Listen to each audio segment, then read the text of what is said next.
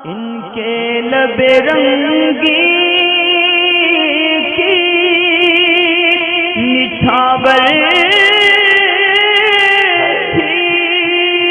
कि जिसने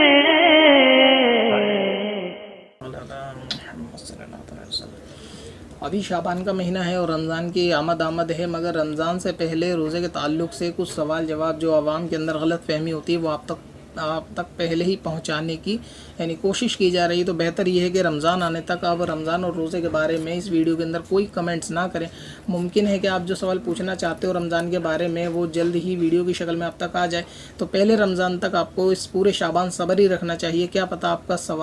सवाल करने से पहले ही आपका जवाब आ जाए। वरना आप चैनल की प्ले लिस्ट में जाकर रमज़ान या रोज़े का फ़ोल्डर देख लें, वहाँ आपको रमज़ान और रोज़े के सारे मसाइल मिल जाएंगे। तो मैं इंशाअल्लाह ताला कोशिश करूँगा कि जितने मसाइल या गलत फहमी आवाम के अंदर मशहूर होती हैं रोज़े के बारे में, मैं उन सबको रमज़ान से पहले ही रिकॉर्ड करके डाल दूँ। बिलफ़र्ज़ अगर कोई ऐसा मसला आपको लगता है कि इस चीज़ का भी बयान कर देना चाहिए तो आप उनको हमें बतौर मशवरा ईमेल कर दें, हम उनको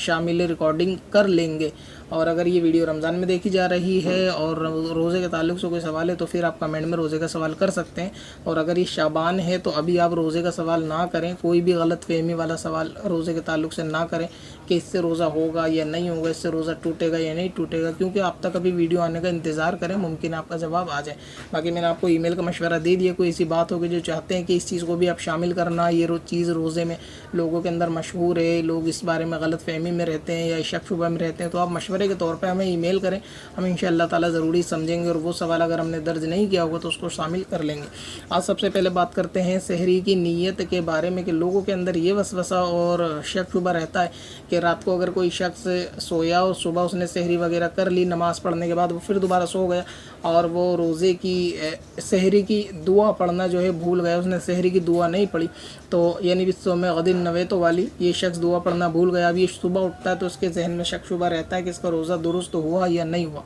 तो देखें, नीयत और दुआ के ताल्लुक़ से एक क़ायदा आप ये चीज़ याद रखें कि जहाँ पर दुआ पढ़ना या किसी चीज़ की नीयत की दुआ पढ़ना मुराद होता है, अगर वहाँ शख्स कोई किसी काम को प्रैक्टिकल कर लेता है यानी उसको अमली जामा पहना देता है, उसके प्रैक्टिकल में उतर आता है, तो वहाँ फिर मुँह से दुआ या नीयत करना यानी ये ज़रूरी नहीं होता। दिल में उस चीज़ का इरादा था और उसने उस काम को प्रैक्टिकल अंजाम दे दिया तो ऐसी सूरत में वो काम बिल्कुल दुरुस्त हो जाएगा। अब कोई शख्स सोया इस नीयत से कि उसको सुबह रोज़ा रखना है और वो रोज़ा रखने के लिए सहरी में उठा और उसने खाना भी खाया और वो उसकी नीयत हाजिर थी कि हाँ वो ये खाना सहरी ही के रोज़े ही के लिए खा रहा है, तो इसका ये काम रोज़े के लिए प्रैक्टिकल हो रहा है कि इसको रोज़ा रखना, उसके लिए ये अमल कर रहा है, तो उसका अमल कर लेना नीयत के ऊपर बिल्कुल गालिब है और ये नीयत ही है और ये काफ़ी है। अब अगर इसने वो दुआ नहीं पढ़ी और ये ऐसी सो गया तो सुबह को इसका रोज़ा बिल्कुल दुरुस्त है। यानी जहाँ पर आदमी की दुआ मुराद होती है, अगर वो उस काम को प्रैक्टिकल अंजाम दे दे तो वहाँ मुँह से कहना ये ज़रूरी नहीं होता। और दुआ पढ़ लेगा तो इंशाअल्लाह ताला इसमें कोई हरज भी नहीं है,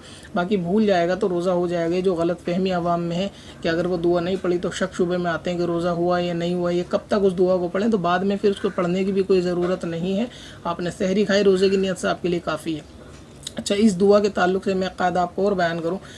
जैसे कि मान लीजिए अभी ज़ोहर की अज़ान हुई और कोई शख्स ज़ोहर की अज़ान होते ही नमाज़ के लिए चल दिया, तो उसका ये नमाज के लिए मस्जिद में जाना ये एक प्रैक्टिकल फ़ेल है, ये एक अमली फ़ेल है जो ये बता रहा है कि ये ज़ोहर पढ़ने जा रहा है। अब अगर ये शख्स बिना नीयत मुँह से बोले डायरेक्ट नीयत बांध के ज़ोहर पढ़ना शुरू कर दे, इसकी ज़ोहर की नमाज़ बिल्कुल दुरुस्त होगी। तो इसमें दरअसल सवाल इस तरीके का भी आता है कि इमाम साहब रुकू में है, ये शख्स थोड़ा देर से गया, अब ये शख्स देर से गया, इसने वज़ू करा, वज़ू करने के बाद ये जमात में शामिल होना चाहता है। अब इसने देखा कि जमात खड़ी और इसने सीधा अल्लाहु अकबर कह के जो है ना नीयत मान ली और इमाम साहब की इक्तिदा में यानी चला गया। तो अब ये बाद में सवाल ये पैदा होता है कि मैंने मुँह से ही अल्फाज नहीं कहे थे कि मैं नियत करता हूँ 4 रकात नमाज ज़ोहर, तो क्या मेरी नमाज़ हुई या नहीं हुई। तो आपका ये ख्याल कि आप ज़ोहर पढ़ने के लिए मस्जिद में जा रहे हैं, फिर आपका नियत बांध कर इमाम की जमात में शामिल हो जाना और उसमें भी ये आपकी नियत थी और ये आपको यकीन रहना कि आप ज़ोहर पढ़ रहे हैं। अब आपने अगर मुँह से अल्फाज नहीं कहे कि 4 रकात नमाज ज़ोहर है तो भी आपकी नमाज ज़ोहर की होगी, क्योंकि आपका प्रैक्टिकल हो जाना ही आपके मुंह से कहने से ज़्यादा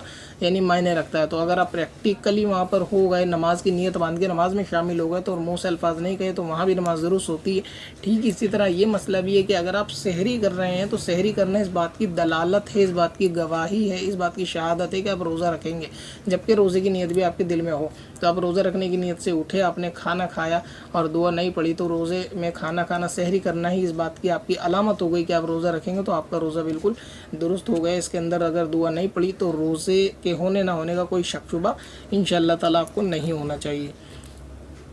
दुआ के ताल्लुक से पत्थर में हसन लाले पुरनवार